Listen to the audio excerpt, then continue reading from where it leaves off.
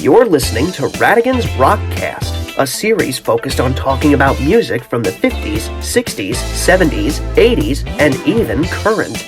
Now, here's your host, Tom Radigan. Hello, guys. Welcome to Radigan's Rockcast. I am, of course, your host, Tom Radigan. Thank you whether you are listening on WNYO, Spotify, Amazon Music, Castos, Anchor, YouTube, wherever you are on. I am glad you are on. So, let's go on with the show. So, for today, I wanted to talk about, because, we've talked about a lot of great artists. We've talked about the Beatles. We've talked about Elvis. We talked about Buddy Holly. And one artist that we didn't discuss, and one album we didn't discuss, is Marvin Gaye's What's Going On. Now, I knew about the album for a long time, and of course, as a kid, I was a Marvin, I wasn't a huge Marvin Gaye fan, but at least I knew his music and all that, and I knew the song What's Going On, and of course, I heard it through the grapevine, How Sweet It Is to Be Loved by You, Ain't No Mountain High Enough, I knew those songs, but I didn't really know how influential and just how important the album What's Going On was until, a few years ago. This was when I was watching the guy who I really loved watching on YouTube, JT Curtis, when he talked about What's Going On. I was showing my father because JT Curtis did the history of rock and roll of the 1970s, and I was showing my father that. And when he talked about What's Going On, my father said that's a really good album. So I tried to listen. So I never got the chance to really fully take the time to listen to it. I never really, I What's Going On was the only really song I knew. I think I knew Mercy Mercy, but I didn't really know that song as well and all that. What's Going On was the song I really loved on the album. Not that I didn't love Mercy Mercy Me, just What's Going On. I definitely did feel that amazing kind of that voice, but that beautiful message, and just that the sadness and pain, and that's really what this album is about, was the sadness and pain of what was going on in the country at the time, because the album came out in 1971, and this was at the height of the Vietnam War. Of course, we were still having our civil rights issues as well. And just everything of going on in the world, of just because even though, we were past civil rights, the Civil Rights Act was passed in 1965, we were still having these issues with race. People were getting killed in Vietnam. In Kent State, students were shot down, which Crosby, Stills, Nash and Young, retaliated with the song Ohio. And, with all the stuff that was going on, Marvin Gaye decided that he's going to release an anti-war concept album. And, it was definitely a shift, almost sort of how, the Beach Boys had, their album Pet Sounds, it was different from their surf sound. That was kind of, the same in a sense with Marvin Gaye, because, he was the face of Motown Records, and Berry Gordy was not, did not think the album was, a good idea at all to have an anti-war concept album, because it's just he was the face of Motown with these sweet love ballads, and for him to come up with something that's really important, it'll be very controversial, and he just didn't want that on their main their golden goose to be like that, but Marvin Gaye kind of, fought back and, went through with the album anyway, and then Berry Gordy, changed his mind, realizing how good it was. Now, there was a report of a story I heard that apparently Gordy said, Gordy actually denied this, but that it was reported that when, Marvin Gaye was playing the song What's Going On, Gordy said it was the worst song he ever heard, which made Marvin angry and all that. But Gordy said that he never hated it. He always loved the style of it. He always liked the type of song it was. And so yeah, I don't know if that was something he just realized he changed his way about, or he was trying to deny it, or that was just a fault, that was just a rumor and all that. But why don't we talk about, the importance of this album? So there's a few things to talk about before we get really into the songs. This came out in 71. This was also dedicated, in a sense, to Tammy Terrell, because Tammy Terrell was somebody who Marvin Gaye collaborated with on a lot of songs, like Ain't No Mountain High Enough, and they were like, this duet team, and unfortunately she died in 1970, and, this tragedy hit Marvin really hard, and the album was sort of like kind of dedicated to her in a sense, and, another thing too about this album was that when I got more familiar or understood more about the album, because like I said that I learned more about how big the album was in 2019 from my father telling me about that after we watched the JT Curtis video, but also to 2020 hit, and 2020, of course, we've talked about it being a crazy year.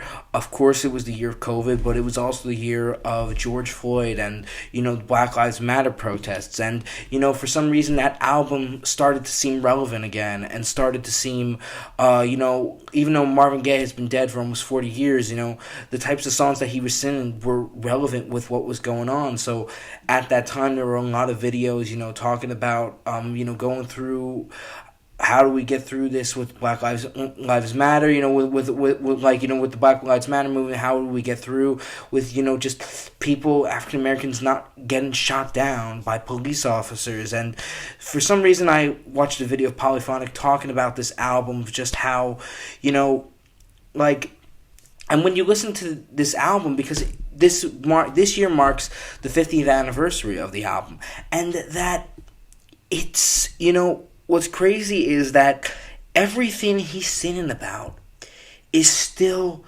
so relevant in what's going on today, maybe even more than it would have been, 5 or even 10 years ago. These types of problems that are, portrayed in songs, like especially Inner City Blues, which we'll get into more. It's just of Inner City Blues is just how, people are having a hard time struggling, making ends meet, while, rich people, go by easy like that. And we're seeing all of that now with these, these billionaires and all that. So yeah, I mean, there's a lot to dissect with this album. And why don't we start it off, by song. And the thing that's interesting too is that each song goes into the next, basically. Basically every song on the album is one long song. And then of course, so the first of course is What's Going On. And this is like I said, I've known about this song for 10 years, and I've always loved it, and I've just listened, I think, when I listened to it, I knew what it was, but I never really, I don't think, fully listened to the lyrics. And then, years later, in high school, every now and then I would go back to this song and be like, oh yeah, this is good, and then I would love it even more, and, and because there is a lot going on in that, and just the pain of that, Marvin is singing about in his voice. It's just you can feel the emotion coming through you. You can feel that what he's singing about is real. It's music has that power to be therapeutic and to reach people in a deep and meaningful level, and that's what this album does, and that's what this song does. Mother, yeah, we don't. I mean, one of the best lyrics, I think, of the song, and I think is such a model that we can go by. War is not the answer, for only love can conquer hate. I think that's something I realized, and I think in some ways we all, I think, have this sort of anger with us, and I think we have to realize that there are times, even when there are times that are bad in our country, or just times in our personal life where we're just angry and we just have this type of anger towards somebody, or just we have this or towards anything in life. We have to realize, I think, that love is something that's stronger than hate, and that's something that we have to focus on. And I think this song reminds us that, and I think the song shows that we can be at a peaceful mind. We can be, being everything's alright, let's love one another. And I think this album does that. And I mentioned this quote in one when I was talking about Chuck Berry, how Carl Perkins said that Chuck Berry told him that, what they are doing is no different than the leaders in Washington. They're really bringing people together, and that's what music's doing. And this album does that too. This was a great album, especially in the early '70s, of what was going on with all this hate, because not just the Vietnam War, but Richard Nixon, who then of course like a year then a year later, there was the whole Watergate scandal. So just a lot of things were happening to the country that were making people want to stand up and, kind of like, say something. Because, these were people that loved their country. And you could tell with Marvin Gaye, he loves his country and all that, And... yeah, I mean that's what I can say about the song. I mean, it's a beautiful song. I've loved it for, like I said, I loved it for about 10 years. I still love it. I think it's still a beautiful song. Listening to whatever, but I've always loved listening to it on a sunny day or when you're driving. The sax solo, and it's just, if you want that peaceful message, that's for you. And so then it goes into the second song, which is "What's Happening, Brother?" Which is actually, it's the first line of what's going on in the song, because there's like this greeting of everything. They're like, "Yeah, what's happening, brother? Yeah, brother, what's up? This is a sweaty party, man." Which I think is cool. That of course the sax solo takes on with that song. But "What's Going On" ends and then fades into "What's Happening, Brother?" And this is another song. This wasn't released as a single on the album, but I don't understand why it wasn't, because it was just, it's like, it's just as good as What's Going On. And it continues the argument of what is used in that song. And I think too of just, I love the line, like, "I just can't understand what's going on across this land."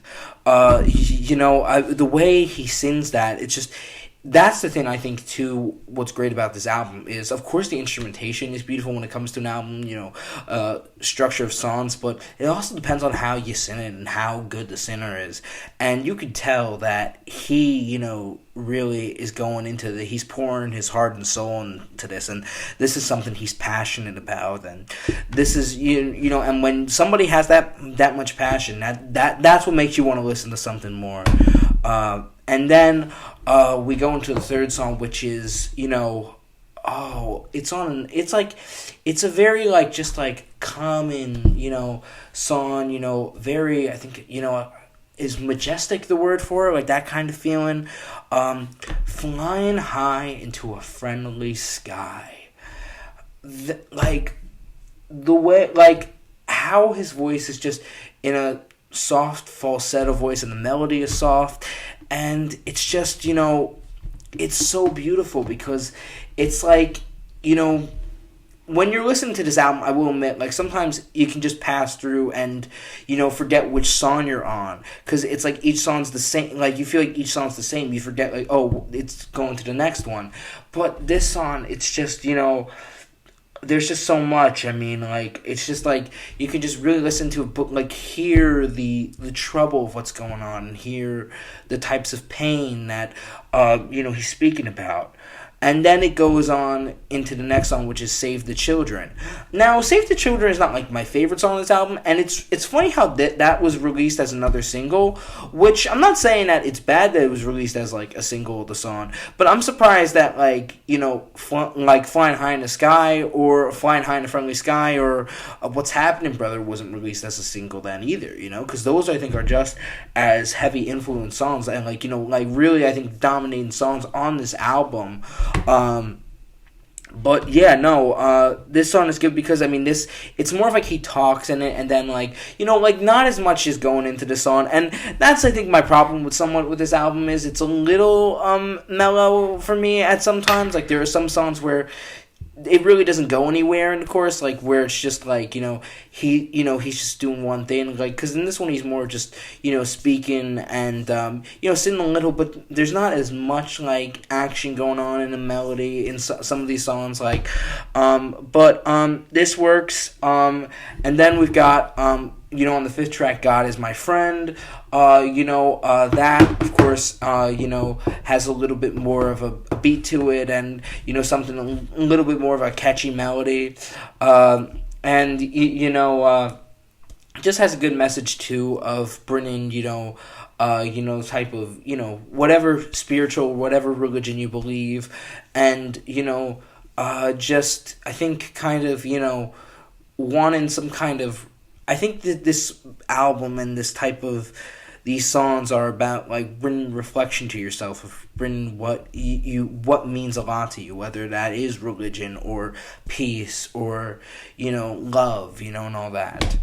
And so that's a song that echoes that. And then of course, "Mercy, Mercy Me," of course it's it's preachy, but it's preachy in a good sense. It's just like things ain't what they used to be. Like where would all where are all the blue skies gone? Yeah, animals are flying nearby. See, this is why I need the lyrics right near me. But the thing is, like, it's so interesting how he just comes up with all these, lyrics that are just, and that's the thing too. I think what is a good thing to mention is you've got to be a real sinner to sing these songs. These songs are very, I think, complex, and all that, and like nobody can just if somebody is gonna sing "Mercy, Mercy Me," like if you think about it, like for instance, like let's just say randomly, like American Idol, somebody's gonna sing "Mercy, Mercy Me," you've got to be a good singer. You've got to know how to sing that song, because it's something that's so sophisticated, and it's a song that you could tell. Of course, it's one of the star singles on it, and you could tell why. And then there's "Right On," which I gotta say, when you listen to that, that's the only song that's sort of different than the rest of the album. When you listen to it, at first, it doesn't even sound like a Marvin Gaye song. It sounds like a completely different song, too. With, like, the jazz and all that. Like, it's got more of a jazz feel. That song, I will say, it's like, it's not as memorable and all that. I can't remember as many lyrics in it. It's got a good beat and all that, which is good.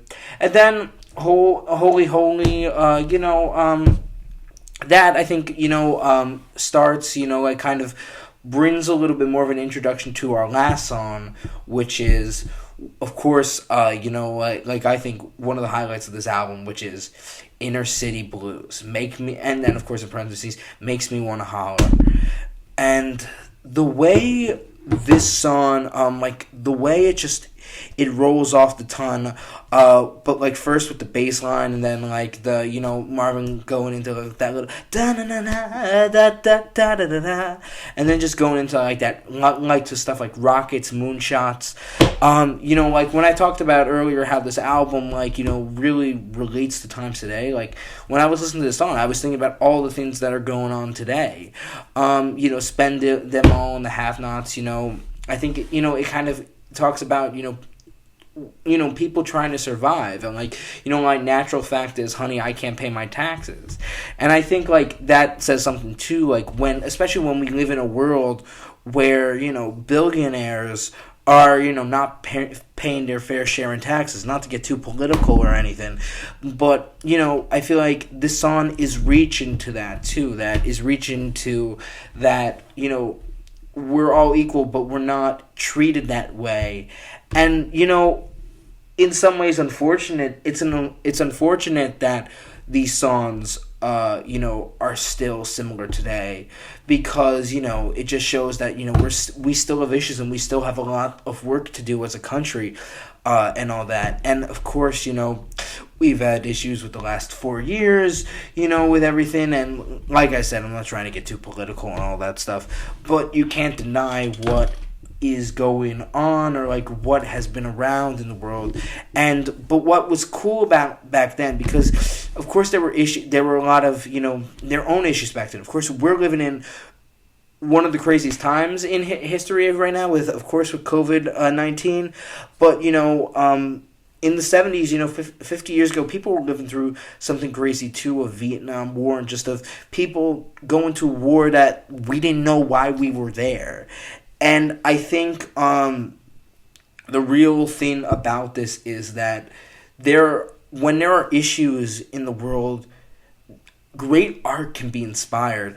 And great art, sometimes people will be like, oh, it's entertainment. But you know what?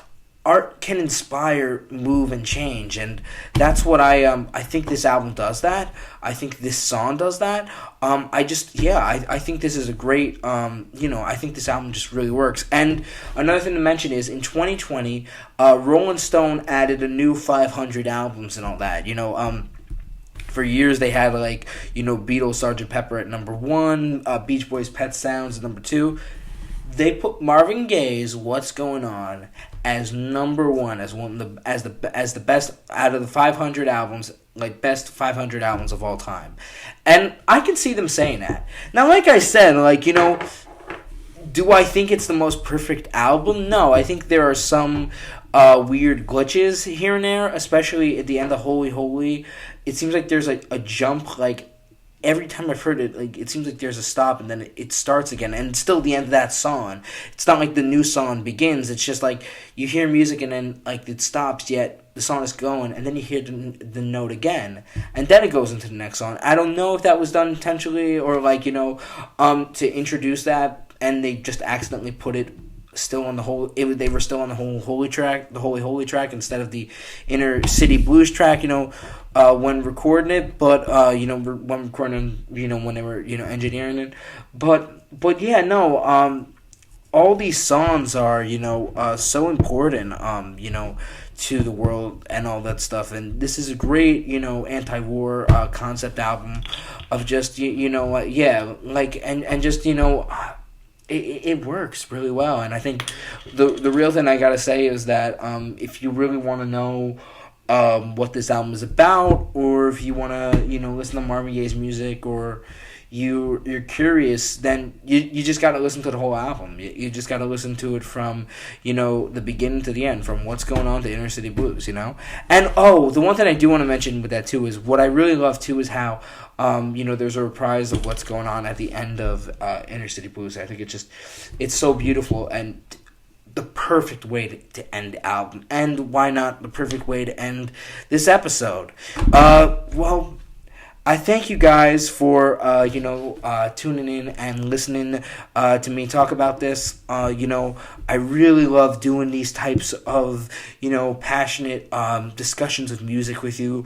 And if you ever have any discussions, you can always email me or go through you can email me from tomradigan66@gmail.com. And you can also, comment through my YouTube channel as well and all that. And so that's it. And thank you guys, and see you guys next time. Bye.